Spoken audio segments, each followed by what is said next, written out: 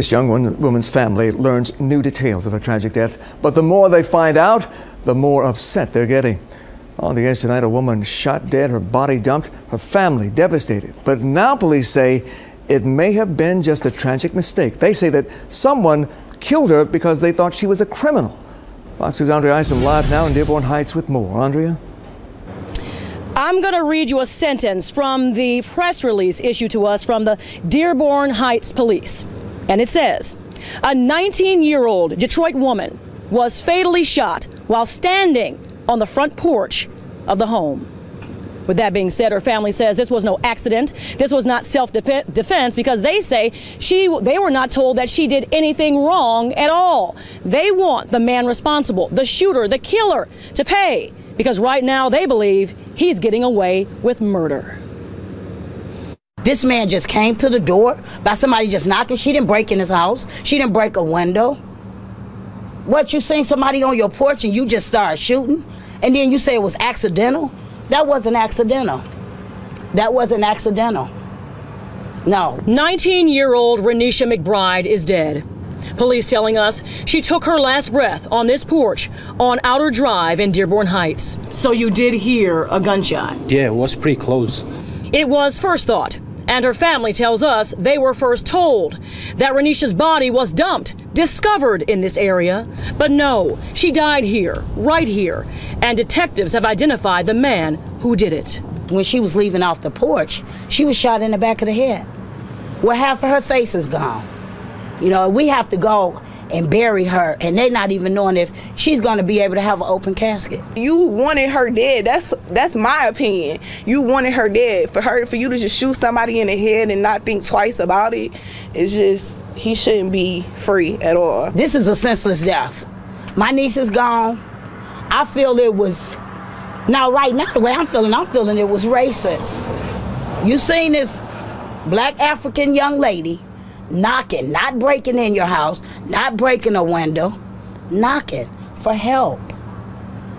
He didn't even try and see what kind of help she needed. Renisha's family believes that is why she was there, knocking, looking for help, though they don't know why or what happened from the time she left home until she ended up in Dearborn Heights. But when neighbors saw a crowd of police cruisers, they asked investigators. I say, what's going on? He says somebody get in his house or seems like force-wise, tried to force him, and he got scared and shot the person. Scared of Renisha? Her loved ones think that's a lie. What you did was not right. If you should have did anything, you should have called the police. 911, there in Dearborn Heights, police would have been there before you turned your face or turned your eyes. The police have been pulling up in 2 or 3 minutes in Dearborn Heights. He did not have to pull that gun out, and he did not have to kill my niece, especially as she was leaving off the porch. Just shooting a person by being scared, it don't make no sense to me. What was he afraid of? He the one with the gun. But he killed her. And he's out of jail? Wow. Could I possibly do that? Somebody knocked at my door and I pulled my shotgun out? And I shoot them while they're leaving off my porch instead of finding out what was the problem? Would I be standing here? No, I'd be in jail without a bond. I'm lost for words. I just don't feel like he should have been released. Renisha's family says she is quiet, hardworking, and keeps to herself and would never do anyone any harm ever. Now, police are not saying anything at all about this case except that they are still investigating. The family says they want justice and they're going to fight until they get it. Reporting live in Dearborn Heights, I'm Andrea Isom on The Edge. And Andrea, just to get this straight, the victim did not know the family of the man who shot her. That is correct, right? That is what the family says right now. They do not believe she knows this man at all. They believe somehow in her comings and goings. She went out Friday night. They say this happened early Saturday morning. Sometime from the time she left home and was going to a friend's house, something happened. They don't know exactly what that is. They still don't know where her car is. So there's still a lot of unanswered questions. But they said in that time, they believe she went to this house, maybe not even knowing exactly where she was, asking, looking for help. And they say because this man was was afraid, thought she was an intruder. Instead of asking and, inquiring of what she needed or who she was, they say he just opened fire, and now Renisha is dead. Let me also get this straight.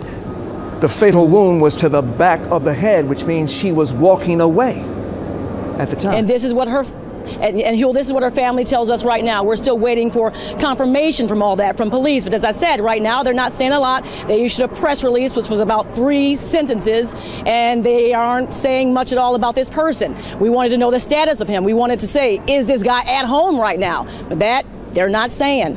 So a whole lot more information we need to know, and the family obviously wants to know too. And we do too. All right, Andrea, thank you. Now you heard this senseless killing of our young sister, Renisha. That stuff is totally evil.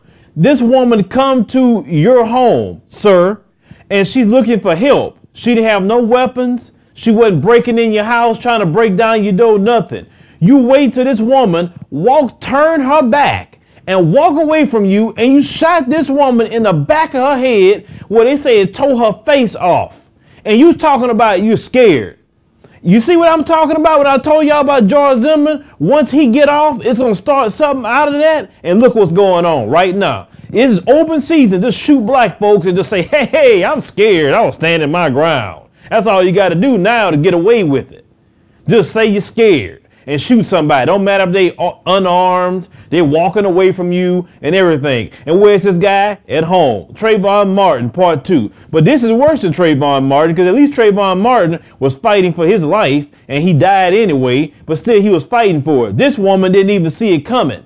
Just shot this woman in the back of the head. And like that sister said in that video piece, if she would have shot a white man, her behind be in jail. Let's just keep it real. And don't come to my channel telling me something about, oh, well, why would you say that? Here's the truth. Black people cannot get away with the things that white folks can get away with in this country. Bottom line. And I guarantee you, if a black man or a black woman would do the exact same thing, we wouldn't be sitting at home saying, oh, well, I just killed somebody. I was afraid. No, like that woman said, we'd be in jail with our bond.